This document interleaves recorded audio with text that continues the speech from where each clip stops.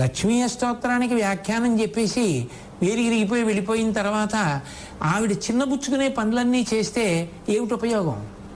నువ్వు ఏవి చెప్పావో దాని చేత నీకు నిజంగా తల్లి యొక్క గొప్పతనం నీకు అర్థమైతే నువ్వు సమర్పించుకుంటావు. ప్రీతి పుష్కరిణ్యై నమః ఆవిడైతే ఉప్పు బొమ్మ కరిగిపోయినట్టు నువ్వు ఆమె యందు కరిగిపోవాలి. కరిగిపోయి నిన్ను నువ్వు సమర్పించుకోవాలి. నేను ఏది చేసినా ఆ తల్లి ప్రీతి కొరకు చేస్తాను. ఆమె అప్రీతి పొందుతుంది, ఏది ఏమైపోయి నేను చేయను. అది ధైర్యం. ధైర్యం అన్న మాట అక్కడ ఏదో యుద్ధాలు చేయడానికి దెబ్బలాడుకోవడానికి అని కాదు. ధైర్యము దేనికి అంటే ఆవిడ ఏది చేస్తే ఇష్టపడదో అది ఏ కారణం చేత నేను చేయను. ఎవరు ఏమనుకోని నన్ను లోకుల్నంగని తిట్టని అలుగని లోలోన నిందించని చీకాకున్బడని మహాత్ములనని జేలొగ్గని మూకీభావమునం తిట్టని త్రోయని నీ కారుణ్యము కలిగి ఉండేనను అంతే చాలునో శంకర. ఏది ఏమైపోయినా నన్ను 10 మంది చేతకానివాడన్నా, వీడు జీవితంలో సంపాదించుకోవడం చేతకానివాడు అని అన్నా, వీడికి కీర్తి సంపాదించుకోవడం రాలేదు, వీడికి బిరుదులు సంపాదించుకోవడం రాలేదు, వీడికి జీవితంలో ఎదగడం రాలేదు అని ఎవరు ఏమనని నాకు అనవసరం. నాకు కావలసింది నా తల్లి సంతోషిస్తోందా లేదా, నేను చేసే పని వల్ల తల్లి సంతోషిస్తోంది, నాకు చాలు. అంటే అక్కడికి నిన్ను నువ్వు సమర్పించేసుకున్నావు. అంతకన్నా తల్లి సంతోషించడానికి వేరు కారణం లేదు. ఇప్పుడు ఆ తల్లి నిజంగా నీ పట్ల పరమప్రీతి పొందడానికి కారణం అదే. నువ్వు చెయ్యగలిగి చెయ్యకూడనిది చెయ్యవు. అదే విశ్వనాథ సత్యనారాయణ గారి చెయ్యలి కట్ట. సముద్రం తలుచుకుంటే ఊరి మీదకి రాలేదా? దానికి ఎంతసేపు సముద్రానికి ఊరి మీదకి వచ్చేయడం రాదు. తనంత తాను నియమం పెట్టుకుంది, నేను ఈ హద్దు దాటనని. కెరటాలతో అక్కడ వరకే వచ్చి కొంచెం ముందుకెళ్ళి వెనక్కి వెళ్ళిపోతుంది తప్ప చెలియలి కట్టని దాటి నేను ఊళ్ళోకి రాను. నేను కూడా అంతే. ధర్మమును తప్ప వేరొక దాని జోలికి వెళ్ళను. నేను ఏది చేసినా ధర్మమన్న చట్రంలోకి ఇముడుతోంది చేస్తాను. ధర్మమన్న చట్రంలోకి ఇమడదు, నేను చెయ్యను. ఎందుకు చెయ్యవు? నేను అధర్మం చేస్తే మా తల్లి చిన్నబుచ్చుకుంటుంది. ఆవిడ చిన్నబుచ్చుకున్నప్పుడు నాకు దానివల్ల ఏమొచ్చినా నాకు ఇష్టం లేదు, నాకొద్దు.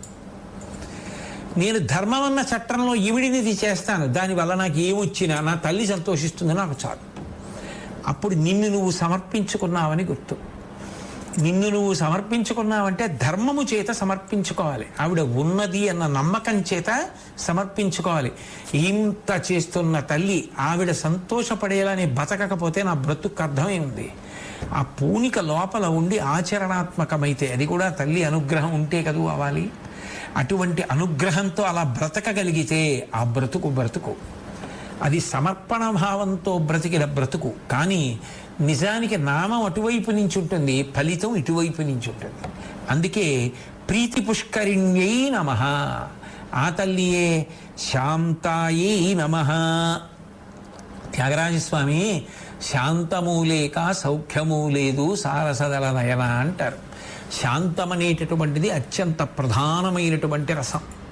నిజానికి భగవంతుని యొక్క లక్షణం ఏమిటి అంటే ఎప్పుడు శాంతం ప్రశాంతం. శాంతం పద్మాసనస్థం శశిధర మకుటం పంచవక్త్రం త్రినేత్రం అని ఆయన ఎప్పుడు పరమ ప్రశాంతంగా ఉంటాడు.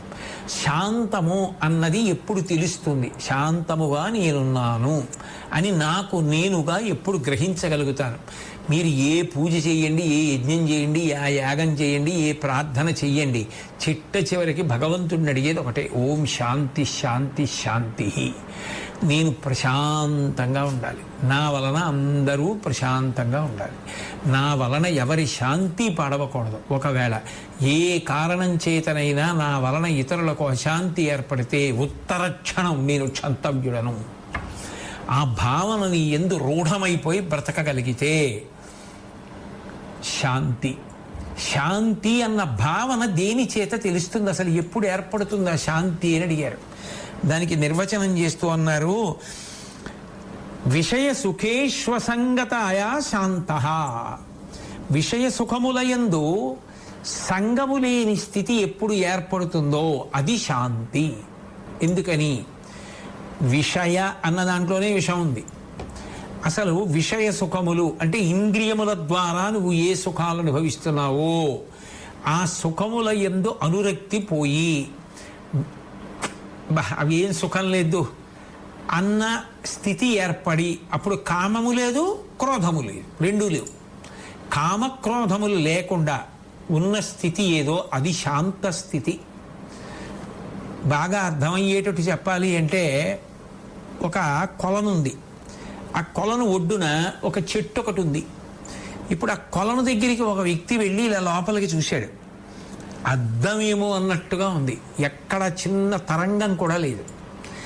చిన్న తరంగం కూడా లేకుండా ఉన్నప్పుడు ఏమైంది, లోపల ఎక్కడో పడిపోయి ఆ చెట్టు మించి పడి కుళ్ళిపోయినటువంటి ఒక కాయ లోపల నుంచి బయటకు వచ్చేసిన గింజ కూడా కనపడుతోంది. ఇప్పుడు అదే చెట్టు మించి ఒక కాయి అందులో పడింది. పడగానే చిన్న శబ్దం వచ్చి అందులో తరంగాలు వచ్చాయి. ఇప్పుడు తరంగాలు రాగానే ఆ లోపల ఉన్నది కనపడుతుందా? కనపడదు. మనసు లోపల కదలికలు దేని చేత వస్తుంటాయి అంటే కామక్రోధముల చేత కదలికలు తీవ్రంగా వస్తుంటాయి. కామము ఎంత తీవ్రమైపోతే అంత అల్లకల్లోలంగా కదిలిపోతుంది, క్రోధం ఎంత ఎక్కువైపోతే అంత అల్లకల్లోలంగా కదిలిపోతుంది మనసు. అందుకే ఆ సమయంలో ఊపిరి ఎక్కువ తీస్తాడు, అంత తొందరగా మనసు కదిలిపోతుంటుంది. ఆ కదిలిపోయిన స్థితిలో శాంతి ఉండదు. అది ప్రశాంతంగా ఉంటే కదా మనం చెప్పిన మాట అది పట్టుకుంటుంది.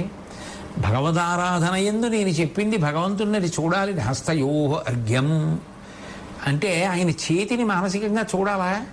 చూడాలంటే అది నీ చెప్పిన మాట వినాలా? వినాలంటే అది నియంత్రింపబడాలా? దాని వేగం తగ్గాలా? దాని వేగం తగ్గాలంటే అది ఊపిరి మీద ఆధారపడుతుంది. అందుకని ప్రాణాయామం చేసి ముందు మనసును నిలబెడతారు. ముక్కు పట్టుకోమని కాదు, ప్రాణాయామం చేయమని. ప్రాణాయామం చేస్తే ఊపిరిని నియంత్రిస్తే ఊపిరి నియంత్రింపబడిన నాడు మనసు యొక్క కదలికలు నియంత్రింపబడతాయి. నియంత్రింపబడితే మనం చెప్పిన మాట అది వింటుంది. వింటే మనం ఏమి పూజలో చూడమన్నామో అది చూస్తుంది. దాని చేత ఈశ్వరుడు సంతోషం పొందుతాడు. అది భక్తి. లేకపోతే అది తంతు యాంత్రికం అవుతుంది. కాబట్టి ఇప్పుడు ఏ తల్లి యొక్క అనుగ్రహ విశేషం చేత విషయ సుఖముల యందు అనురక్తి తగ్గిపోయిందో అప్పుడు ఏ ఇంద్రియముల ద్వారా కోరుకున్న వాటి వల్ల పొందినటువంటి సుఖం కాదది. అయినప్పుడు కామము లేదు. కామం అంటే అన్ని వేళలా స్త్రీ పురుష సంబంధం అని కాదు, మనసులో పుట్టిన కోరికలు అని. అవి ఇంద్రియముల ద్వారా కదా తీర్చుకోవాలి, జ్ఞానేంద్రియముల ద్వారా. అటువంటి కోరికలు లేవు, కోపము లేదు, ఎవ్వరి మీద కోపం లేదు, ఏ విధమైన కోరిక లేదు. ఏ విషయ సుఖాన్ని కోరనటువంటి స్థితిలో మనసు నిశ్చలంగా ఉంటే అది శాంతం. అందుకే విషయ సుఖే శ్వసంగతయా శాంత అసంగతయా. విషయ సుఖముల యందు సంగము లేని స్థితి ఏది ఉన్నదో దానిని శాంతము అని పిలుస్తారు. 2 సమస్త విద్యా నివృత్తి శాంత. అవిద్య, అజ్ఞానము, మోహము ఇది ఉన్నంతసేపు అశాంతి ఉంటుంది. ఎందుకని అంటే ఏది సత్యమో ఏది అసత్యమో రూఢము కాలేదు. లోపల అజ్ఞానమే ఉన్నాడు, అజ్ఞానంలోంచి ఇంకా అన్ని అవగుణాలు పుట్టుకొచ్చేస్తాయి. చీకటి ఒక్కటి ఉంటే ఏ వస్తువు యొక్క స్థితి ఆ వస్తువుది యథార్థంగా తెలియకపోతే అన్నిటి గురించి భయమే. దేని మీద కాలేసినా భయమే, దేని చూసినా భయమే, ఎక్కడ చప్పుడైనా భయమే. ఎందుకంటే చీకటిగా ఉంది. దీపం పెట్టి వెలుతురు వస్తే ధైర్యం. అలాగే అజ్ఞానం ఉన్నంతకాలం భయం, అజ్ఞానం ఉన్నంతకాలం అశాంతి. జ్ఞానము కలిగితే ఇక ఏ విధమైనటువంటి అశాంతి ఏర్పడేటటువంటి స్థితి ఉండదు. అందుకే కురుక్షేత్రంలో యుద్ధం చేయడానికి ముందు అర్జునుడి యొక్క మనస్సంతా అశాంతి ఉండిపోయింది. కాబట్టి ఎన్నో విషయాలు కృష్ణుడితో ముందు మొరపెట్టేసుకున్నాడు. ఆయన ప్రజ్ఞావాదాంశ భాషసే, ఏమిటి ఇవన్నీ నీకేదో పెద్ద తెలిసినట్టు ఈ ప్రసంగం ఏమిటి అని ఆయన మాట్లాడాడు. మాట్లాడిన తర్వాత ఏమర్థమైంది నీకని అడిగాడు. నష్టో మోహ స్మృతిర్లబ్ధ అన్నాడు అర్జునుడు. నాకు అజ్ఞానం పోయింది, ఏది తెలియాలో తెలిసింది. ఇప్పుడు తెలిసాక ఏం చేశాడు? పద యుద్ధం చేద్దాం అన్నాడు. తాను ఏది చెయ్యాలో అది చెయ్యడం మొదలుపెట్టాడు. ఫలితం నడుపుతున్నాయని ఇచ్చుకుంటాడు. నేను చేయవలసిన పని నేను చేసుకెళ్ళిపోతాను. కర్మణ్యేవ్యాధికారస్తే మా ఫలేషు కదాచన మా కర్మ ఫలహేతుర్భూమాతే సంగోస్త్వ కర్మణి. నేను చెయ్యవలసిన పని ఏదో అది నేను చేసుకెళ్ళిపోతాను. దానివల్ల ఫలితం ఈశ్వరుడు ఇవ్వాలి. దానితో నాకు సంగం లేదు, నీ చెయ్యవలసింది వెళ్ళిపోతున్నానా లేదా. నష్టో మోహ, నా అజ్ఞానం పోయింది. స్మృతిర్లబ్ధ, ఏది నాకు తెలియాలో అది నాకు ఇప్పుడు మళ్ళీ వచ్చింది. శాంతి అంటే అజ్ఞాన దాహకత్వము చేత శాంతి, విషయ సుఖముల యందు అనురక్తి నశించడం చేత శాంతి. అంటే కామక్రోధములు లేని స్థితి, రెండు అజ్ఞానము పోయిన స్థితి. ఈ రెండిటి యందు శాంతం ఉంటుంది. శాంతముని మించినటువంటి సుఖము ఇక లోకంలో లేదు. అందుకే శాంతము లేక సౌఖ్యము లేదు సారసదల నయమ. లోకంలో ఎన్నైనా ఉండొచ్చు, మనసులో శాంతి ఒక్కటి లేకపోతే ఇవన్నీ ఉండి ఏం ప్రయోజనం. చూడండి, చాలామంది అంటారు ఏమిటో ఇవన్నీ ఉన్నాయి కానండి మనశ్శాంతి లేదంటాడు. అందున సనాతన ధర్మంలో మీరు పురాణాలు కావ్యాలు పరిశీలిస్తే ఆశ్చర్యకరమైన విషయాలు కనపడతాయి. పెద్ద పెద్ద అంతఃపురాలు, పెద్ద పెద్ద రాజ్యాలు, లక్షల మంది భటులు, సేవకులు, పరివారం, భార్య, బిడ్డలు, ఇంతమంది ఉన్నవాడు మనశ్శాంతి లేక ఎవరి దగ్గరికి వెడతాడంటే అన్నీ విడిచిపెట్టేసి ముక్కు మూసుకుని చెట్టు కింద కూసుకుని తపస్సు చేసుకుంటున్న వాడి దగ్గరికి వెళ్ళి, అయ్యా నాకు మనశ్శాంతిగా లేదు, శాంతి కోసం ఏం చేయమంటారని అడుగుతాడు. అంటే నిజానికి అన్నీ పట్టుకున్న వాడి దగ్గర శాంతి, అన్నీ వదిలిపెట్టిన వాడి దగ్గర శాంతి ఉందా? అందుకే దత్తాత్రేయుల వారికి 24 మంది గురువులు. 24 మంది గురువుల్లో లకుముకి పిట్ట గురువు. ఆ లకుముకి పిట్ట నాకు ఎందుకు గురువు అయిందో తెలుసా అన్నారు దత్తాత్రేయుల వారు. అది ఎక్కడో మాంసం మొక్క సంపాదించేది నోట ఖర్చుకుని ఎక్కడో పెట్టుకు తిందామని బయలుదేరింది. ఆ నోట్లో మాంసం మొక్క ఉన్నంతసేపు లాక్కుందామని చుట్టూ బోల్డ్ లకుముకి పిట్టలు వెంబడించాయి. చిచి, ఈ దిక్కుమాల మాంసం మొక్క నోట్లో పెట్టుకుంటే మనశ్శాంతి లేదు, ఏమిటి ఇవన్నీ నా వెంట పడ్డాయని చెప్పి అది వదిలేసింది. అది వదిలేగానే పక్షులన్నీ వదిలేసి ఆ మాంసం మొక్క కోసం అయిపోయి ఇది చెట్టు కొమ్మ మీద కూర్చొని అమ్మాయ ప్రశాంతంగా ఉంది మనసు అనుకో. అన్నీ పట్టుకున్నవాడు శాంతి లేక అన్నీ వదిలిపెట్టిన వాడి దగ్గరికి ఎడుతుంటాడు. అంటే జీవితంలో నిజానికి శాంతి ఎప్పుడు ఉంటుంది అంటే పట్టు విడుపు తెలిస్తే. అందుకే మన వాళ్ళు పట్టు విడుపు అంటారు. పిందెగా, కాయగా, దోరకాయగా పట్టుకోవాలి కొమ్మని, పండుగ వదిలిపెట్టేయాలి. వదిలిపెట్టనిది పండు కాదు, వదిలిపెట్టేసినది కాయ కాదు. వదిలిపెట్టేస్తే ఉపయోగం ఏముంది? పిందెగా రాలిపోతే, కాయగా రాలిపోతే పండాలి. పండే వరకు అంటి పెట్టుకుని ఉండాలి. ఏది ఎంతకాలం పట్టుకోవాలో దాన్ని పట్టుకోవాలి, ఏది ఎప్పుడు విడిచిపెట్టాలో అది విడిచిపెట్టాలి. అది సంస్కారం.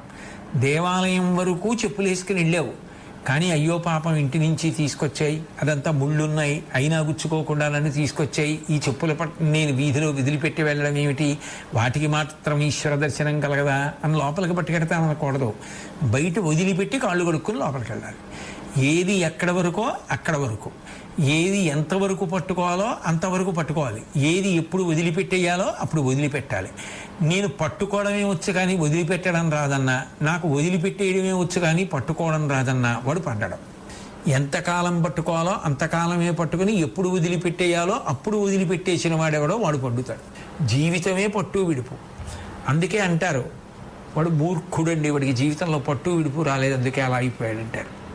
పట్టు విడుపు రావాలి. పట్టు విడుపు వచ్చిన వాడెవరో వాడు ప్రశాంతంగా ఉంటాడు. అథవా కనీస మార్గం ఏమిటి అంటే పట్టు విడుపు ఉండాలి తప్ప నేను అదే పట్టు కూర్చుంటానన్నవాడు శాంతి పొందడు, నేను ఏది పట్టుకొని వదిలేస్తానన్నవాడు శాంతి పొందడు. పట్టు విడుపు రెండూ వచ్చినవాడు ప్రశాంతంగా ఉంటాడు. కాబట్టి అది ఆ స్థితిలో మానసికమైన అనుభూతి, ఏ ఒడిదుడుకుడు కదలికలు లేకుండా తానుగా అనుభవించవలసినది ఏదో అది శాంతి. తన శాంతమే తనకు రక్ష. లోకంలో పెద్ద రక్ష ఏది అంటే బద్దెన మహాకవి తన శాంతమే అంటాడు. అందుకే ఆ శాంతి అనేటటువంటిది మనిషి ప్రయత్నపూర్వకంగా అలవాటు చేసుకోవలసినటువంటి వాటిలో అత్యంత ప్రధానమైన లక్షణం. తన శాంతి తాను కాపాడుకోవాలి, ఇతరుల శాంతిని భగ్నం చేయకుండా ఉండాలి. ఆ భగ్నం చేయకుండా ఉండాలి అన్న దాంట్లో ఎప్పుడూ కూడా మనిషి ఒకటి అలవాటు చేసుకోవాలి, సంయమనం.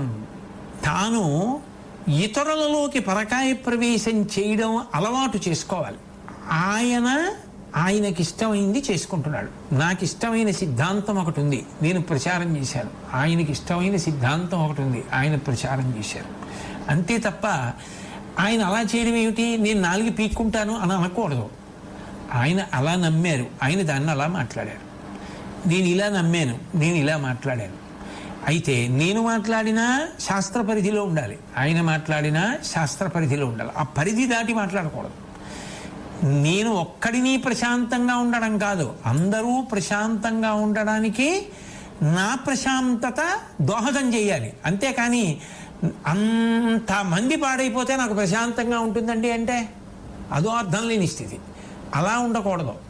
తన ప్రశాంతత 10 మంది ప్రశాంతతకి కారణం కావాలి. కాబట్టి అలా ఉండడం అన్నది నిజంగా నేర్చుకోగలిగితే లోకశాంతికి ఇంకా అంతకన్నా మార్గం ఉండదు. ఇది సరిగా అర్థం కాకే సమాజంలో నిజానికి ఇవాళ అంత అవ్యవస్థ ఏర్పడిపోయింది. నా వరకు నేను ప్రశాంతంగా ఉన్నానా, సంతోషంగా ఉన్నానా అంతే, ఇతరులు ఏమైపోయారు అక్కర్లేదు. అది తప్పు కదా. నువ్వు సంతోషంగా ఉండడం కాదు, వాళ్ళు సంతోషంగా ఉండాలి. నువ్వు ప్రశాంతంగా ఉండడం కాదు, వాళ్ళు ప్రశాంతంగా ఉండాలి. అది అలవాటు అయిందనుకోండి, అందరూ ప్రశాంతంగా ఉంటారు. అథవా ప్రధానంగా సిద్ధాంతపరంగా ఆలోచించినప్పుడు మాత్రం శాంతము అన్న మాటకు అర్థం ఏమిటి అంటే విషయ సుఖముల యందు అనురక్తి లేని స్థితి, అవిద్య నశించిన స్థితి. ఈ రెండిటినీ కూడా శాంత స్థితి అని పిలుస్తుంది శాస్త్రం. అలాగే శుక్లమాల్యాంబరాయై నమః, శుక్లమాల్యాంబరాయై నమః అన్న నామానికి అర్థం ఏమిటంటే శుక్ల అంటే తెల్లని మాలలు, పుష్పహారములు, అంబరము అంటే వస్త్రములు ధరించినటువంటి తల్లి. ఇది పైకి చూడ్డానికి ఏదో ఒక రంగు బట్టలు, ఒక రంగు పుష్పహారములు వేసుకున్నది అని అనిపిస్తుంది. కానీ తరచి ఆలోచిస్తే దాని వెనకాతల ఒక గంభీరమైనటువంటి విషయాన్ని పెద్దలు ప్రతిపాదించారు. గచ్చతి మనః అస్మిన్నితి శుక్లః. దేని యందు మనసు బాగా ప్రవేశిస్తుందో, దేని యందు మనసు బాగా లోపలికి వెళ్ళి కరిగిపోతుందో అది శుక్ల. అంటే అలా వెళ్లకుండా గట్టి పడిపోతే అది కామం, కరిగిపోతే ప్రేమ, ప్రేమయే భక్తి. అందుకే ప్రీతి పుష్కరిణ్యై నమః. మనం నామాలు పరిశీలనం చేస్తున్నప్పుడు ఆ తల్లి చేస్తున్నటువంటి ఉపకారములను స్మరిస్తున్నాం. ఇప్పుడు ఆ తల్లి యందు ఒక భక్తిభావం అంకురించింది అనుకోండి, మిమ్మల్ని పూజ చేయమన్నారనుకోండి, ఆ పూజ చేసేటప్పుడు ప్రేమ ఆవిష్కృతం అవుతుంది, బాగా లోతుకు మనసు వెడుతుంది. ఇప్పుడు మా అబ్బాయి అంటే నాకు చాలా ప్రేమ అండి. ఏమంటే ప్రేమ ఉంటే మనసులో ఉంటే సరిపోదా అంటే, కొత్తపల్లి కొబ్బరి మామిడి పళ్ళు కాకినాడలో వస్తే నేను వాడికి హైదరాబాద్ మామిడి పళ్ళు పంపించకుండా ఉండమంటే ఉండగలనా? వాడంటే నాకు ప్రేమ. అందుకని ఇక్కడ ఇష్టమైన పళ్ళు, ఇక్కడ పుట్టిన పిల్లాడు, ఇక్కడ పెరిగిన పిల్లాడు, ఇక్కడ చదువుకున్న పిల్లాడు, మరి వాడికి కొత్తపల్లి కొబ్బరి మామిడి పళ్ళు వస్తే నేను ఆ మామిడి పళ్ళు హైదరాబాద్ పంపించి ఒరేయ్ తిన్నావా అని ఫోన్ చేసి నాన్నగారు చాలా బాగున్నాయండి అంటే నేను సంతోషపడిపోవట్లా? ఎందుకని? మనసు లోతుగా వెళ్ళింది. ఎందుకని? కొడుకు మీద ఉన్న ప్రేమ. నిజంగా ఆవిడ చేస్తున్న ఉపకారాలు జ్ఞాపకం వచ్చినప్పుడు, ఆవిడికి నువ్వు ఉపచారం చేసేటప్పుడు, ఉపచారం చేయడమే కదా పూజ అంటే, పూజ చేసేటప్పుడు నీ మనసు ఎంత లోతుగా వెళ్ళాలి నిజానికి. అప్పుడు నువ్వు ఎన్ని ఉపచారాలు చేశావన్న దానితో సంబంధం ఎక్కడుంది? నీ మనసు ఎక్కడో ఒక ఉపచారం దగ్గర ఆగిపోతే నిజమైన పూజ చేసిన వాడు వాడు ఒక్కడే తప్ప గడగడ గడగడ గడగడ గడగడ గడగడ చదివేసేసి ఓ 20 నిమిషాల్లో 25 నిమిషాల్లో మంత్రపుష్పం వరకు గడగడ గడగడ గడగడ చదివేశాను. అసలు మనసు అక్కడ నిలబడింది ఏమీ లేదు. తంతు దేనికి ఆ పూజ? అది కాదు పూజ. మనసు ఎక్కడ నిలబడి బాగా లోతుగా వెళ్ళిందో దానిని పూజ అంటే. అలా వెళ్ళేటట్టు చెయ్యగలదు ఆవిడ. ఎప్పుడు చెయ్యగలదు? అసలు ఆవిడ ఉపకారములు నువ్వు స్మరిస్తే. లక్ష్మీ అష్టోత్తరంలో ప్రతినామం వెనకాల ఉండేటటువంటి అర్ధతాత్పర్యములను, అందులో ఆవిష్కృతమైన గుణములను నువ్వు బాగా తెలుసుకుని మనసు లోపల అనుభవిస్తే, పూజ చేయడానికి వెళ్ళినప్పుడు అవి జ్ఞాపకానికి వచ్చినప్పుడు నీలో కలిగేటటువంటి సంతోష తరంగం ఆ పూజ పెరిగి నువ్వు ఆనందం అనుభవించేలా చేయిస్తుంది. ఉదాహరణకి పాదయోహ పాద్యం సమర్పయామి అన్నాను అనుకోండి, ఏమీ అసలు అనుబంధం లేనప్పుడు, ఆయన నాకు చేస్తున్న ఉపకారం ఏమిటో నాకేమీ తెలియనప్పుడు పాదయోహ పాద్యం సమర్పయామి అంటే కలశలో నీళ్లు పువ్వుతోటో తామలపాకుతోటో ఇలా అంటే అయిపోయింది. ఇప్పుడు భగవంతుని యొక్క అనుగ్రహం, ఆ తల్లి ఎంత చేస్తోంది నిజంగా, నాకు ఎన్ని ఉపకారాలు చేస్తోంది. మిగిలిన వాళ్ళతో సంబంధం ఈ జన్మ వరకే, కానీ ఆవిడతో అనుబంధం జన్మ జన్మల నుంచి కొన్ని కోట్లుగా అనుబంధమే. నా తల్లి నన్ను ఎంత ఉద్ధరిస్తోంది, ఆ తల్లి కాళ్ళు కడుగుతున్నాను నేను ఇప్పుడు అన్న భావన కలిగింది అనుకోండి, నేను అదేమైనా వస్తువా లాక్కొచ్చి పళ్ళెల్లో పెడతానా? నేను ఒక మానసికమే కదా, నేను నిజంగా తెమ్మలేదు కదా.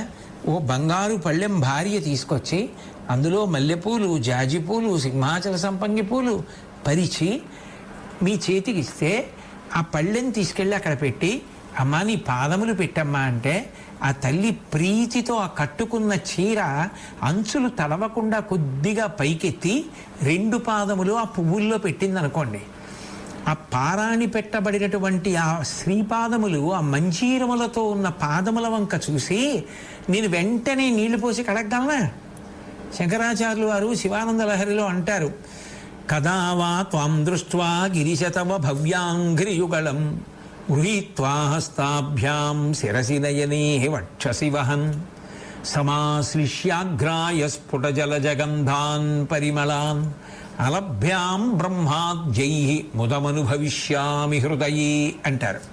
ఆ తల్లి పాదముల వంక చూడగానే అమ్మ ఒక్కసారి నా చేతుల్లో పెట్టవా అని ఆ లక్ష్మీదేవి 2 పాదములు చేతుల్లో పెడితే ఆనందపడిపోయి వంగి కళ్ళకద్దుకొని ఆ పారాని వాసన కొడుతుంటే కిందకి వంగి ఆ 2 పాదములు తల మీద పెట్టుకొని 2 చేతులతో ఆ పాదాలు ఇలా పట్టుకుని ఆ తల్లి అరికాళ్ళు తలకి తగులుతుంటే పొంగిపోయి దగ్గరికి తిరిగి గుండెల మీద పెట్టుకుని మా అమ్మ అన్న ఆనందంతో గట్టిగా పట్టుకుని సమాశ్లిష్యాగ్రాయ స్ఫుట జల జగంధాన్ పరిమళాన్ అరవిరిసిన తామర పువ్వుల్లోంచి వచ్చే సువాసన లాంటి సువాసనలతో ఉన్న పాదముల మీద తలపెట్టి ధ్యానస్థితిలో ఆ పాదముల సువాసన అనుభవించి ఆ పువ్వులున్న పళ్ళెంలో అమ్మ పాదములు పెడితే ధర్మపత్ని బంగారు చెంబుతో నీళ్లు పోస్తుంటే కుడి చేత్తో ఆ తల్లి పాదములు కడిగితే ఆ కడిగినటువంటి నీళ్లు ఆవిడ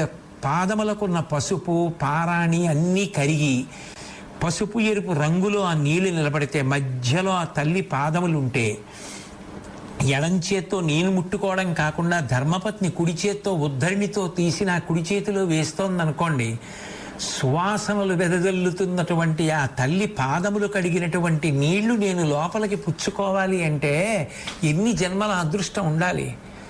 అది కాదు శంకరాచార్యులు వారి సౌందర్యలహరి చేస్తూ కదా కాళే మాత కదయ కలిత లక్తకరసం పిబేయం విద్యార్థి తవ చరణ నిర్వేజన జలం ప్రకృత్యా మూకానామపి చ కవిత కారణతయా కథా దత్తే వాణి ముఖ కమల తాంబూలరసతాం అంటారు.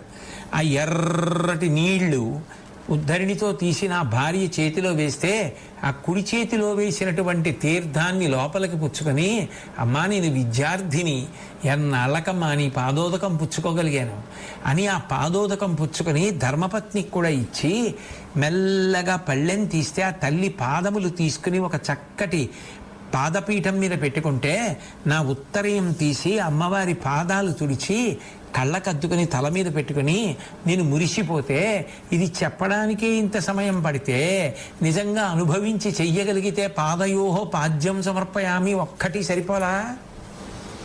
పాదయోహో పాద్యం సమర్పయామి అని ఆయన అలాగే ఉండిపోయాడు అనుకోండి. ఏమిటినా ఇలాగే ఉండిపోయారు, మర్చిపోయారా ఏమిటి పూజ అని ఎవరో ధర్మపత్నో కొడుకో ఎవరో చూసి తరువాతి ఉపచారం చెప్పారనుకోండి, నిజానికి ఆయనకి ఉపచారం గుర్తు రాకుండిపోయాడా? ఆయనే నిజంగా పూజ చేస్తున్నాడు, ఆయన చేసిన పూజే అందుతుంది. ఎందుకని మయ్యేవ మన ఆధత్స్వా మయి బుద్ధిం నివేశయ, ఆయన మనసు అక్కడ పెట్టాడు. పెట్టి నిజంగా పాదముల వంక చూస్తున్నాడు, వేళ్ళు చూస్తున్నాడు, గోళ్ళు చూస్తున్నాడు, పాదముల ఉపరితలములు చూస్తున్నాడు, అరికాళ్ళు చూస్తున్నాడు, నీళ్లు పోస్తున్నాడు, కడుగుతున్నాడు, ఆ స్పర్శలో అమ్మవారి పాదములను ముట్టుకుంటున్నాడు, ఆ తీర్థాన్ని లోపలికి పుచ్చుకుంటున్నాడు, అరికాళ్ళు చేతులలో పట్టుకున్నాడు, మురిసిపోయాడు, ఆనందపడిపోతున్నాడు. ఆయన అనుభవించింది నిజానికి పూజ, తమలపాకుతో నువ్వు చల్లేసింది పూజ. ఏది పూజ? ఆయన అనుభవించింది పూజ. అందుకే నిజంగా పూజ చేసేవాడు సంతోష తరంగములతో ఊగిపోతుంటాడు ఒక్క ఉపచారం చేసిన తప్ప. ఆయన పూజ ఏమిటి అలా ఉందనుకుంటారు, నిజానికి ఆయనదే పూజ. అది ఎవరికి తెలుసు? అది అర్థం కాదు. అందుకే మహాత్ముల పూజ పిచ్చేడి పూజలో ఉంటుంది. వాళ్ళు అంత ఆనందంతో చేస్తారు ఆ పూజ. అందుకే మూకశంకర్లు అంటారు, జంతోస్తవ పద పూజన సంతోష తరంగితస్య కామాక్షి బంధో యది భవతి పునః సింధోరంభస్సు భ్రమీతి శిలా అన్నారు. అమ్మ, అంత సంతోషంతో నీ పూజ చేసిన వాడున్నాడే, వాడు మళ్ళీ పుట్టడం అంటే సముద్రం మీద పెద్ద రాతి గుండు తేలడం లాంటిదమ్మా అన్నారు. రాతి గుండు తేలుతుందా? మునిగిపోతుంది. అంత సంతోషంగా పూజ చేసేవాడు మళ్ళీ పుడతాడా? ఇక పుట్టడం. ఎందుకంత సంతోషంగా చేయగలిగాడు అంటే ఆయన పూజ చేయడానికి ఆవిడితో ఆయనకి అనుబంధం ఉంది. ఎందుకుంది? ఆయన నామాలకి అర్థం గుణములు తెలుసుకున్నాడు. తనకి భగవతికి ఉన్న అనుబంధం అర్థమైంది. ఇప్పుడు పూజ చేసేటప్పుడు ఆ పాదాలు చూసేటప్పటికో పరవశం, ఏ ఉపచారం చేయమన్నా పరవశం. అప్పుడు ఆ పరవశంలో ఆయన్ని చేయమంటే, గబగబా పూజ చేయమంటే ఆయన ఏం చేస్తాడు? ఆయన చేయలేడు. అసహ్యం వేస్తుంది. బుద్ధుందా లేదా ఏమిటి? ఎందుకు అది అంత గడగడగడగడ ఏం చేయమంటావు పూజ అని అడుగుతాడు. అది ఆయనకి పూజ కాదు. కానీ కొంతమందికి పూజ అవ్వచ్చు, వాళ్ళు ఎదుగుతారు ఎప్పుడో అప్పుడు. కాబట్టి అది ఏం చేస్తుంది అంటే మనసు బాగా తీవ్రంగా లోపలికి వెళ్ళేటట్టు చేస్తుంది. ఎందుకని? అనుబంధం బాగా స్మరింపబడింది. భగవతికి నీకు ఉన్న అనుబంధం ఏమిటో నీకు అర్థమైంది కాబట్టి ఇప్పుడు నువ్వు చేసే ఉపచారములు అంత ప్రీతితో చేస్తావు.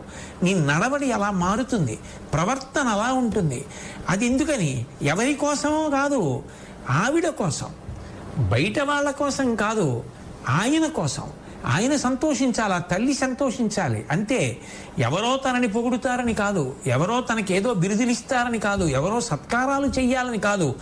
తన తృప్తి తనది, తనకి తన అమ్మతో ఉన్న అనుబంధం అంతే. అందుకే ఆ తల్లి శుక్లమాల్యాంబరాయై నమః, అది ముహూర్తాలు పెట్టుకుంటే వస్తుంది ఆ భక్తి. అది ఆ తల్లి అనుగ్రహం ఉంటే వస్తుంది. లక్ష్మీ స్తోత్ర శతనామ స్తోత్రంలో లక్ష్మీదేవికి తర్వాతి నామం శ్రీయై నమః. ఈ శ్రీయై నమః అనేటటువంటిది సర్వసాధారణంగా ఒక్క మనుష్యునకు మాత్రమే అన్వయమయ్యేటటువంటి ఒక ప్రధానమైనటువంటి గుణం. ఏది మనం పెంపొందించుకోవాలో దాన్ని సూచన చేసేటటువంటి నామం. శ్రీయై నమః అంటే ఏది శ్రేష్టమైనదో, ఏది మన శ్రేయస్సునకు కారణమవుతుందో అటువంటి దానిని అనుగ్రహించగలిగిన తల్లి కాబట్టి ఆవిడికి శ్రీయై నమః అని పేరు. అందుకే ఏదైనా హోమం చేసినప్పుడు చిట్ట చివర పూర్ణాహుతి చేస్తే శ్రీమిచ్చేత్ హుతాశన అంటారు. చిట్ట చివర ఆ హోమం పూర్తయిపోయిన తర్వాత ఆజ్యప్రసాదాన్ని స్వీకరించినటువంటి ఆ అగ్నిహోత్రుడు మనకు శ్రియమును కటాక్షించుగాక. శ్రియం అంటే మనుష్యుడి పొంది తీరవలసినటువంటి ప్రధానమైనటువంటి ప్రయోజనం. ఎందువలన అంటే మనుష్యుడి యొక్క జన్మ చాలా చాలా గొప్ప జన్మ. జంతువునాం నరజన్మ దుర్లభం. లోకంలో ఉన్నటువంటి ప్రాణులన్నీ కూడా జంతువుల కిందే పరిగణింపబడతాయి మనిషితో కలిపి. యథార్థమునకు మనిషి కూడా పశువుగానే పరిగణింపబడతాడు. దేని చేత పరిగణింపబడతాడు అంటే పాశము చేత కట్టబడినటువంటి ప్రాణులన్నీ కూడా పశువులే. బాహ్యంలో మనకి కనపడేటటువంటి 4 కాళ్ళు కనపడినటువంటి జంతువులు పాశము చేత కట్టబడి కనపడుతూ ఉంటాయి. కానీ మనం కూడా యథార్థానికి కర్మపాశముల చేత కట్టబడి ఉంటాం. కాలోహి బలవాన్ కర్త సతతం సుఖదుఃఖయోహో నరాణాం పరతంత్రాణం పుణ్య పాపానుయోగతః అంటాడు వ్యాస భగవానుడి దేవీ భాగవతంలో. గత జన్మలలో చేసినటువంటి పాపపుణ్యములు ఏ ఉన్నాయో అవే కర్మపాశములై వాటి చేత మనము బంధింపబడి ఉంటాం. అలా బంధింపబడి ఉంటాం కాబట్టి మనం కూడా పశువులుగానే పరిగణింపబడతాం. పరిగణింపబడిన అన్నిటిలోకి, అన్ని ప్రాణుల్లోకి చాలా ఉత్కృష్టమైనటువంటి ప్రాణిగా లోకంలో కీర్తింపబడేటటువంటిది మనుష్య జన్మ. ఎందుచేత మనుష్యుడంత గొప్పవాడయ్యాడు అంటే 3 మార్గముల యందు ఉన్నతి పొందగలిగినటువంటి వాడు మనుష్యుడే. 3 మార్గముల యందు ఉన్నతి అంటే 2 మార్గములు ఉన్నతి వైపుకి తీసుకెడతాయి, 3వది మాత్రం ఆ ఉన్నతి గురించి స్పృహ లేనప్పుడు నిజానికి మనుష్య జన్మ కన్నా కూడా అధమమైనటువంటి జన్మల వైపుకి తీసుకెళ్ళిపోగలిగి ఉంటుంది. అంటే 3 మార్గములలో ప్రయాణించగలిగినటువంటి స్థితి కేవలం మనుష్య జన్మకు మాత్రమే అన్వయం. ఎందుచేత అంటే శాస్త్రవిహితమైన కర్మలు ఏమున్నాయో, ఏవి జీవుడికి పుణ్యాన్ని సంపాదించి పెడతాయో అటువంటి ఉత్తమ కర్మలు, పుణ్యకర్మలు చేయగలిగినటువంటి అధికారం ఒక్క మనుష్య ప్రాణికే ఉంది. దేవతలు కూడా పుణ్యకర్మాచరణం చెయ్యలేరు. ఇక మిగిలినటువంటి పశుపక్షాదులకు అసలు ఏది పుణ్యము ఏది పాపము అని తెలుసుకోగలిగినటువంటి విచక్షణాధికారం లేదు. వాటికి బుద్ధి ఇవ్వబడలేదు. కాబట్టి ఇది పుణ్యము, కాబట్టి ప్రయత్నపూర్వకంగా మనం దీన్ని చేద్దాం, ఇది పాపము, ఇది శాస్త్ర విరుద్ధము, ఈశ్వరుడు నిషేధించినటువంటి కార్యం, కాబట్టి మనం దీని జోలికి వెళ్ళకూడదు, దీన్ని విడిచిపెడదాం అనేటటువంటి తారతమ్యంతో కూడుకున్న బుద్ధి ఇతర ప్రాణులకు లేదు, ఒక్క మనిషికే ఉంది. కాబట్టి పుణ్యము చేసినా మనిషే చెయ్యాలి, పాపము చేసినా మనిషే చెయ్యాలి.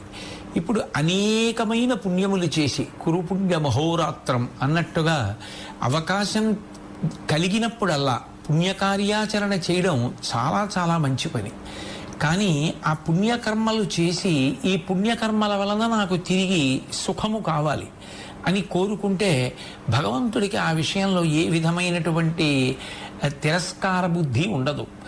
ఎంత పుణ్యం చేశాడో అంత పుణ్యానికి సుఖాన్ని కూడా ఇస్తాడు. చేసినటువంటి పుణ్యం సమధికంగా ఉందనుకోండి, దానికి ఫలితాన్ని సుఖరూపంలో అనుభవింపచేయడానికి స్వర్గాది లోకములయందు దేవతగా పుడతాడు. పుట్టినప్పుడు ఇక మళ్ళీ పుణ్యకర్మలు చేయడానికి ఇక దేవతలకి అవకాశం ఉండదు. ఇక అటువంటి అవకాశం లేదు కాబట్టి కొత్త పుణ్యము చెయ్యరు. కానీ త్రిదశులై ఎప్పుడూ 30 సంవత్సరాల వయస్సులోనే ఉండి భోగములను అనుభవించి చేసినటువంటి పుణ్యకర్మలకు ఫలితముగా స్వర్గలోక వాసం చేసి సుఖములు అనుభవించి పుణ్యం పూర్తయిపోయిన తర్వాత క్షీణే పుణ్యే మర్త్యలోకం విశంతి. ఎందుకనంటే ఇక్కడ పుట్టినవాడు శరీరాన్ని వదిలిపెట్టి వెళ్ళిపోవాలి జీవుడు, అందుకని మర్త్యలోకము అంటారు. ఈ లోకంలోకి మళ్ళీ వచ్చి పడిపోతారు దేవతలు కూడా. కాబట్టి పుణ్యం చేసుకుని దేవతగా నేను వెళ్ళిపోతాను అంటే వెళ్ళిపోవడానికి అవకాశం ఉంటుంది మనుష్య ప్రాణికి. నేను భగవంతుడు ఏది చెయ్యమని చెప్పాడో అది చేస్తాను, విహిత కర్మాచరణం చేస్తాను, నిషిద్ధ కర్మని భంజిస్తాను. భగవంతుడు ఏది చెయ్యవద్దు అని శాసించాడో దాని జోలికి నేను వెళ్ళను, అటువంటి కర్మలు చెయ్యను. తత్కారణము చేత నాకు పుణ్యము లభిస్తుంది. కానీ ఆ పుణ్యము నాకు ప్రతిఫలము నాకు అక్కర్లేదు, నేను సుఖాన్ని కోరుకోవట్లేదు. ఏ పరమేశ్వరుడు నాకు ఈ శరీరాన్ని మనసుని బుద్ధిని చిత్తాన్ని అహంకారాన్ని ఇంద్రియాలను ఇచ్చాడో ఆ భగవంతుని యొక్క అనుగ్రహ విశేషం చేతనే నేను ఈ పుణ్యకర్మలు చెయ్యగలిగాను. కాబట్టి చేసినటువంటి ఈ పుణ్యాన్నంతటినీ భగవంతుడికి ధారపోసేస్తున్నాను అని నాకు ఈ పుణ్యము వద్దు, పుణ్యము యొక్క ఫలితము వద్దు అన్నవారికి పరమేశ్వరుడు ఆ పుణ్యమును అడ్డుపెట్టి చిత్తశుద్ధినిస్తాడు. ఆ చిత్తశుద్ధి వలన ఈశ్వరుని యొక్క కర్మలను చేసి పుణ్యకర్మలను చేసి భగవంతుడు చెప్పినట్టు బ్రతికి భక్తి యందు ఒక పరిపూర్ణమైనటువంటి పరిణితి కలిగిన స్థితిని చేరుకున్నటువంటి వాడు ఎవరుంటారో వాళ్ళకి భగవంతుడు చిత్తశుద్ధి పాత్రతగా చేసి జ్ఞానమును అనుగ్రహిస్తాడు. ఆ జ్ఞానము వలన మోక్షం వస్తుంది. మోక్షం వచ్చింది కాబట్టి ఇక అతను జనన మరణ చక్రం నుంచి శాశ్వతంగా విడిపోతాడు. విడిపోయాడు కాబట్టి ఇక అతను దేవతా కాడు, మనుష్యుడు కాడు. అన్ని సంసార బంధనములను తెగతోసుకుని భగవంతుని యందు ఐక్యమైపోతాడు. కాబట్టి ఇక అసలు మళ్ళీ పుట్టవలసిన అవసరమే పోయింది. అట్లాగే నాకు ఈ పుణ్యము అనేటటువంటి మాటతో సంబంధం లేదు. ఈశ్వరుడు ఇది చెయ్యవద్దు అని నిషేధించిన నాకు అది తృప్తిగా ఉంది కాబట్టి, నా ఇంద్రియములకు సుఖాన్ని ఇస్తోంది కాబట్టి, నా శరీరములకు సంతోషాన్ని కల్పిస్తోంది కాబట్టి నేను ఆ కర్మని చేసేస్తాను అని శాస్త్రంతో గురువుతో సంబంధం లేకుండా తన ఇచ్చ వచ్చిన కర్మలు తాను చేసి దాని వలన సుఖాన్ని అనుభవించి నేను సంతోషపడతాను అంటే ఈశ్వరుడు ఏం కాదనడు. ఆయనకి శక్తిని ఇచ్చాడు, మనుష్య జన్మని ఇచ్చాడు, ఇంద్రియాలు ఇచ్చాడు, బుద్ధిని ఇచ్చాడు, శాస్త్రం ఇచ్చాడు, గురువుని ఇచ్చాడు, బలం ఇచ్చాడు, తేజస్సు ఇచ్చాడు.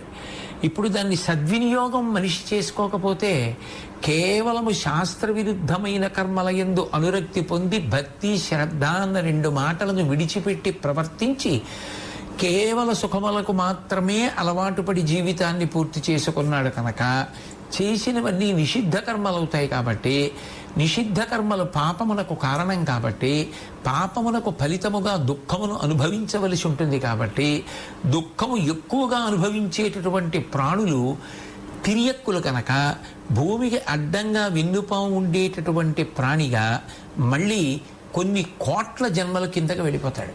అంటే మనిషిగా పుట్టినటువంటి వాడు ఎంతో పుణ్యం చేసుకుని స్వర్గాది లోకములలో దేవతగా కూర్చోవచ్చు. ఎంతో పుణ్యం చేసి నాకు దీనికి ఫలితం వద్దు అని ఈశ్వరుడికి ధారపోసి చిత్తశుద్ధి జ్ఞానము పొంది మోక్షమును పొందవచ్చు. నాకు శాస్త్రంతో సంబంధం లేదు అని చెప్పి సుఖ సంతోషముల కొరకని ఇక్కడ సంతోషపడతాను అని చెప్పి నిషిద్ధ కర్మలను ఆచరించి పాప ఫలితాన్ని మూట కట్టుకొని ఆ పాప ఫలితాన్ని అనుభవించడం కోసమని మళ్ళీ తిరియక్కుగా కొన్ని కోట్ల జన్మలు జారిపోవచ్చు. అంటే నరుడిగా వచ్చిన వ్యక్తి మాత్రమే 3 మార్గముల యందు ప్రయాణించి ఎటువైపైనా వెళ్ళడానికి అవకాశం ఉంటుంది. పాపపుణ్యములు 2 ఉన్నాయనుకోండి, మళ్ళీ మనుష్య ప్రాణిగా వస్తాడు. కాబట్టి ఏ మార్గంలోనైనా వెళ్ళడానికి అవకాశం కలిగినటువంటి ప్రాణి మనుష్యుడు ఒక్కడే.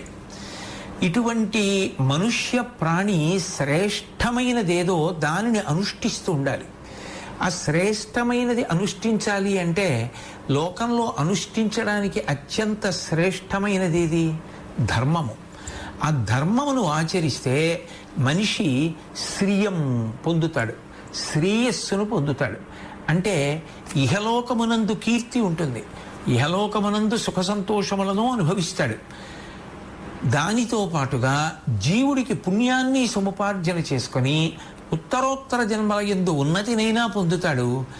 మళ్ళీ గొప్ప కుటుంబంలో పుడుతూనే మంచి మార్గదర్శనం చేయగలిగినటువంటి అభినవేశం ఉన్నటువంటి శాస్త్రపారంగతుడైనటువంటి విద్వాంసుడైన తండ్రి కడుపున పుట్టి పుట్టుకతోనే అటువంటి అనురక్తిని పొంది శాస్త్రాభ్యాసం చేసి మంచి అనుష్ఠానం చేసి భగవంతుడికి ఇంకా దగ్గరైనా అవుతాడు.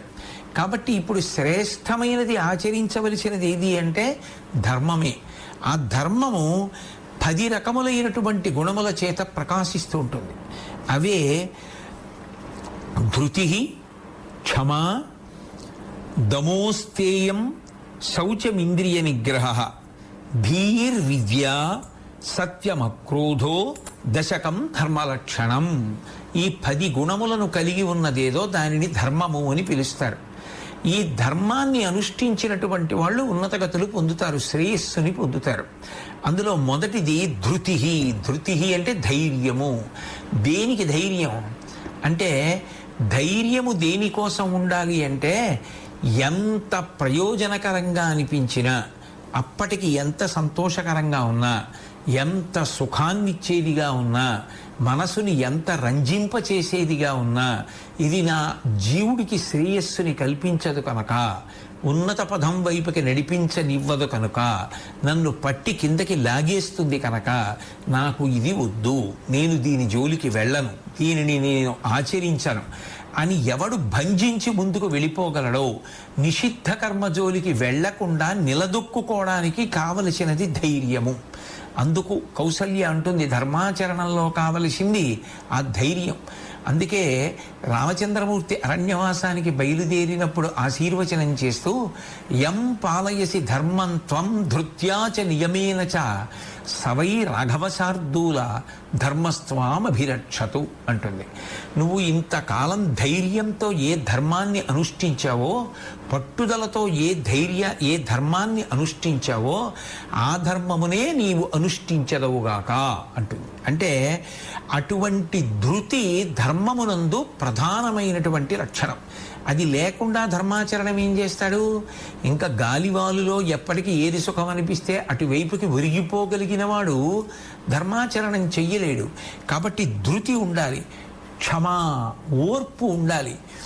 ఏ కారణం చేతనైనా తాను ఎంత ధర్మాచరణం చేసినప్పటికీ కాలం కలిసి రాక తాను సుఖములను పొందలేకపోయినా ధర్మాన్ని విడిచిపెట్టకుండా నేను పట్టుకున్న ధర్మం ఏదో ఒక నాటికి నన్ను కాపాడుతుంది. కళ్యాణీపతగాదేయం లౌకికీ ప్రతిభాతిమ ఏతి జీవంతి మానందో నరం వర్ష శతాదపి. 100 సంవత్సరములు జీవిస్తే చిట్ట చివరికైనా మంచి మాట వింటాను. ఇప్పుడు నేను అలా వినకపోవడానికి, సుఖాన్ని పొందకపోవడానికి కారణము గత జన్మలలో నేను చేసినటువంటి పాపం ఏదుందో అది క్షయమైపోతోంది, అది దుఃఖరూపంగా అనుభవించేస్తున్నాను. కాబట్టి అది కూడా నాకు ఒక రకంగా మంచిదే అని ఎవరు ఓర్పు పట్టగలడో వాడు మాత్రమే ధర్మాచరణం చెయ్యగలడు. అంతేకాని ఓ నెలలో 2 నెలల్లో ధర్మాచరణం చేసి ఏదో ఒక ఇక్కట్టు వస్తే ఇదిగో నాకు ఈ కష్టం వచ్చింది, ధర్మం పట్టుకుని నేనేం పొందాను కాబట్టి ధర్మాన్ని వదిలేస్తానని చాలా సులువుగా ధర్మాన్ని వదిలిపెట్టగలిగిన వాడు ఓర్పు లేనివాడు. ఆ ఓర్పు లేనివాడు ఏ కారణం చేత కూడా ధర్మాన్ని అనుష్ఠించడం సాధ్యం కాదు. అందుకే ధర్మమును పాటించడంలో ఉండవలసిన దశగుణములలో ఈ ఓర్పు చెప్పబడింది. అంటే ఇవి శ్రేయస్సునివ్వగలిగినటువంటి 10 ఉత్తమ గుణములతో కూడుకుని ధర్మాచరణ మనకు కారణభూతములవుతాయి. అలాగే దమము అంటే మనిషి మనసుని నిగ్రహించుకోగలగడం. ఎందుకని అంటే మనసుకి 2 ప్రధానమైనటువంటి లక్షణాలు ఉంటాయి. ఒకటి, అది యాంత్రీకరణం చేస్తుంది. అంటే ఏదైనా నేను ఒక పని ప్రారంభం చేశాననుకోండి, ఒక పూజ చేసుకుంటున్నాను అనుకోండి, ఆ పూజ చేసేటప్పుడు ఓం నిధనపతయీ నమః అన్నాను అనుకోండి, నా మనసు భగవంతుని యొక్క పాదముల మీద పువ్వు వేసేటప్పుడు నిలబడుతుంది. ఓం నిధనపతాంతికాయ నమః అన్నాను అనుకోండి, వెంటనే మనస్సు ఏమంటుందంటే నీకు తెలుసు కదా, ఓం ఊర్ధ్వాయ నమః, ఊర్ధ్వలింగాయ నమః ఇవి అని నోటిని చెప్తుంది. చేతిని పువ్వు తీసి ఇలా వేసేయి పాదముల దగ్గర అని చెప్పేస్తుంది. తను ఎక్కడికో వెళ్ళిపోతుంది. వెళ్ళిపోయి ఏదో ఎప్పుడో చేయవలసిన పనో, ఎప్పుడో జరిగిపోయిన విషయమో, ఏ రాగద్వేషాలతోటో ఏదో పట్టుకుని ఎక్కడో తిరుగుతూ ఉంటుంది. ఇక్కడ యాంత్రికంగా పని అయిపోతూ ఉంటుంది. ఈశ్వరుడు అంటాడు, నాకు అలా చేసినది అక్కర్లేదు, అది తంతు. నాకు కావలసింది నువ్వు భక్తితో, అంటే నీ మనసు అక్కడ పెడితే నేను తీసుకుంటాను. దళమైన పుష్పమైనను ఫలమైనను సలిలమైన బాయని భక్తిని కొలచిన జనులర్పించిన ఎలమిన్ రుచిరాన్నముగా ఏను భుజింతున్నంటాడు. నాకు కావలసింది నీ మనసు అక్కడ పెట్టి ప్రీతితో నాకు తీసుకుంటాను. అంతేకాని ప్రీతి లేకుండా నీ మనసు అక్కడ పెట్టకుండా నాకు ఇచ్చిందేదో అది నాకు అక్కర్లేదంటాడు ఈశ్వరుడు. అప్పుడు ఏమవుతుంది? యాంత్రీకరణం చేస్తుంది ఇంద్రియాల్ని. 2, అపారమైనటువంటి వేగము దాని సొత్తు. ఆ వేగము దాని సొత్తు కాబట్టి ఒక చోట నిశ్చలంగా ఉండదు. అస్తమానం పరిగెత్తి అటు ఇటు వెళ్ళిపోతుంటుంది. అటు ఇటు వెళ్ళిపోయి అక్కర్లేని విషయములను పట్టుకుని అక్కర్లేని విషయములను ఆలోచన చేయడం మొదలెడుతుంది. ఎప్పుడైతే అది పతన కారణమని తెలిసినా దానికి నదరగా అనిపించింది కాబట్టి ఏది పట్టుకోకూడదో దాన్ని పట్టుకుని ఎక్కువ ఆలోచించడం మొదలుపెట్టింది అనుకోండి, సంగము చెందుతుంది. సంగము చెందిందనుకోండి, పతనం ఇక అక్కడి నుంచి ప్రారంభం అవుతుంది. అందుకే గీతాచార్యుడు భగవద్గీతలో అంటాడు, జాయతో విషయాన్ పుంసః సంగత్ శేషూపజాయతే సంగాత్ సంజాయతే కామః కామాత్ క్రోధోభిజాయతే క్రోధాద్భవతి సమ్మోహః సమ్మోహాత్ స్మృతి విభ్రమః స్మృతిభ్రంశాత్ బుద్ధినాశో బుద్ధినాశాత్ ప్రణశ్యతి అంటాడు. ఇది క్రమం పడిపోవడానికి. ఏది పట్టుకోకూడదో మనసు ముందు అది వెళ్ళి పట్టుకుంటుంది. పట్టుకున్న తర్వాత ఇక దాంతో బాగా ఆలోచించి దానిని మనం ఎలా పొందాలి అన్న ఆలోచన మొదలు పెడుతుంది. దాన్ని పొందాలి అన్న కామాన్ని పొందుతుంది. అది పొందలేకపోతే కామాత్ క్రోధోభిజాయితే, అందులోంచి కోపం బయలుదేరుతుంది. క్రోధాద్భవతి సమ్మోహః, దాని వలన అజ్ఞానం వస్తుంది ఆ క్రోధం వల్ల. సమ్మోహ స్మృతి విభ్రమః, ఇంతకుముందు విన్నవి కూడా ఇప్పుడు మరిచిపోతాడు దానివల్ల. స్మృతిభ్రంశాత్ బుద్ధినాశో, ఎప్పుడైతే అలా మరిచిపోయాడో బుద్ధి నశించిపోతుంది. బుద్ధినాశాత్ ప్రణశ్యతి, బుద్ధి నశించిపోయిన వాడు పతనమైపోతాడు. కాబట్టి మనసు దేనిని పట్టుకోకూడదో దానిని పట్టుకోకుండా దేనిని పట్టుకోవాలో అది పట్టుకునేటట్టు పసిపిల్లవాడికి నచ్చ చెప్పినట్టుగా నచ్చ చెప్పి దానికి క్షేమకరమైన విషయములను ఆలంబనంగా ఇచ్చి అది మాట వినేటట్టు చేసుకోవడం అంత తేలికైనటువంటి విషయం కాదు. అందుకే మనసుని నిగ్రహించడం నోటితో చెప్పినంత తేలిక మాత్రం కానే కాదు. మనసుని నిలబెట్టగలిగితే ఇంకా అంతకన్నా ధన్యాత్ముడైన వాడు లోకంలో ఉండడు. ఇచ్చ వచ్చినట్టు తిరిగేటటువంటి మనసుని నిగ్రహించి ఏది క్షేమకరమో అటువైపుకి నడిపించగలిగిన వాడెవరో వాడు ఉదాత్తమైనటువంటి గుణమును పొందినవాడు. అందుకే మనోహి హేతు సర్వేషాం ఇంద్రియాణం ప్రవర్తనే శుభాశుభా స్వవస్థాసు తచ్చమేసు వ్యవస్థితం అంటారు రామాయణంలో స్వామి హనుమ. ఇంద్రియములు ఎప్పుడూ వాటి పని అవి చేస్తూ ఉంటాయి. కన్ను అన్నింటినీ చూస్తూ ఉంటుంది. కానీ దేన్ని చూసినా అందులో భగవంతుని యొక్క సౌందర్యం, భగవంతుని యొక్క విభూతి, భగవంతుని ఐశ్వర్యం, భగవంతుని తేజస్సు చూడగలిగిన వాడు చూసినంత మాత్రం చేత పాడైపోవట్లేదు. కానీ మనసు అలా పవిత్రం కానినాడు కన్ను చూసి వెళ్ళి తగులుకుంటే దాని చేత కామక్రోధములను పొంది అజ్ఞానము, బుద్ధినాశనము, పతనము పొందితే తొందరగా జారిపోతాడు. అలా జారిపోకుండా ఉండాలి అంటే మనసుని నిగ్రహించడం అనేటటువంటిది ఎంతో ప్రధానం. భ్రమన్ సర్వతీర్థేషు స్నాత్వా స్నాత్వా పునఃపునః నిర్మలం న మనో యావత్ తావత్ సర్వం నిరర్ధకం అంటాడు దేవి భాగవతంలో వ్యాసుడు. ఎన్ని తీర్థములకు వెళ్ళినా, ఎన్ని క్షేత్రములకు వెళ్ళినా మనసుని నిగ్రహించడం చేత కాకపోతే ఆ తర్వాత జారుడు మెట్ల మీద ఉండి ఎప్పుడు జారిపోతాడో, ఎంత కిందకి జారిపోతాడో, ఎంత పతనమైపోతాడో ఎవ్వరూ చెప్పలేరు. అందుకే మనసుని నిగ్రహించడం అనేటటువంటిది అంత ప్రధానమైనటువంటి ఉత్తమ గుణం. జీవుడు తరించాలి అంటే, జీవుడు ఉన్నతిని పొందాలి అంటే తన మనసుని తాను నిగ్రహించగలగాలి. అలాగే అస్థేయం, తనది కానిది, తనకు చెందనిది తనకి బెడ్డ ముక్కలా కనపడాలి. అది నాది కాదు. కాబట్టి పరద్రవ్యాన్ని లోష్టవత్. నేను రహదారి మీద నడిచి వెడుతున్నప్పుడు ఎన్నో బెడ్డలు కనపడతాయి. కనపడిన ప్రతి బెడ్డ ముక్క తీసి జేబులో వేసుకుంటానా? వేసుకోను కదా. నాది కానిది, నాకు చెందనిది నాకు బెడ్డ ముక్కతో సమానం, అందుకని నాకొద్దు అని విడిచిపెట్టి వెళ్ళిపోగలిగినటువంటి ప్రజ్ఞ అంకురించాలి. అలాగే శౌచం, బాహ్యాభ్యంతరముల యందు శౌచం ఉండాలి. మనసు నిర్మలంగా ఉండాలి, స్వచ్ఛంగా ఉండాలి.